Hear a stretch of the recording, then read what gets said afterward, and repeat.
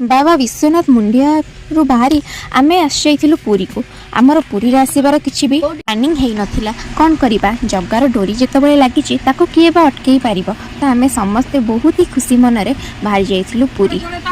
Water गला बेले माँ बाटमंगला को दर्शन कलु से दीप जालु और माँ को बहुत ही बढ़िया माँ को पूरा पाखर देखिलु माँ पाखे एतिक मागिलु तू तो पणत कानितर समस्त केमती घोड़े रखीता।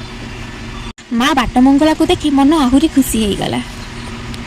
गाइस एबे मैं जाऊछु पुरी मंदिर पाखापाखि हो गलुनी। एक्चुअली आमर किसी प्लानिंग नथिला हठात जगार डोरी लागिला मैं आसी आज संक्रांति बहुत ही बढ़िया दिनटा देखौछि आपनको मंदिर।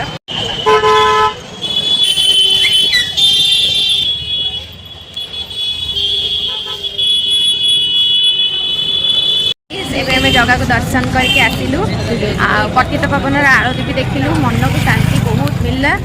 किछ समय बसिलु भी मंदिर बेड़े बहुत शांति मिलला।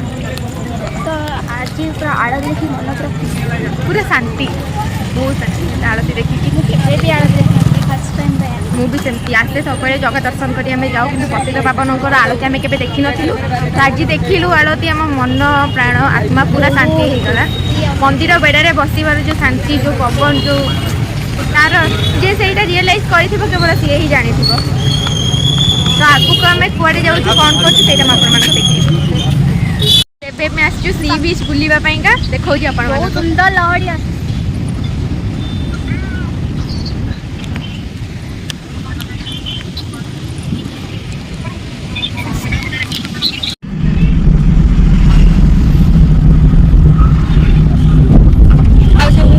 आ सबुठ बड़ इंटरेस्टिंग कथा है पुरी बाहर की जीवा बाटर आमको देखागला गुपचुप वाला तो राति 10टा बाजिला आसी फिर भी आम गुपचुप खाऊँ।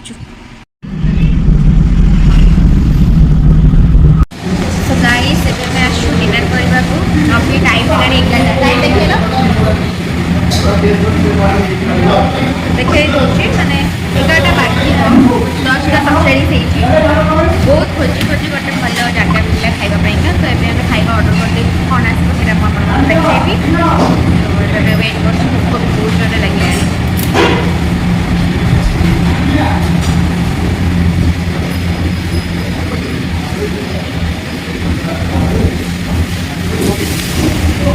भोक लगुच कौन भोक लगुच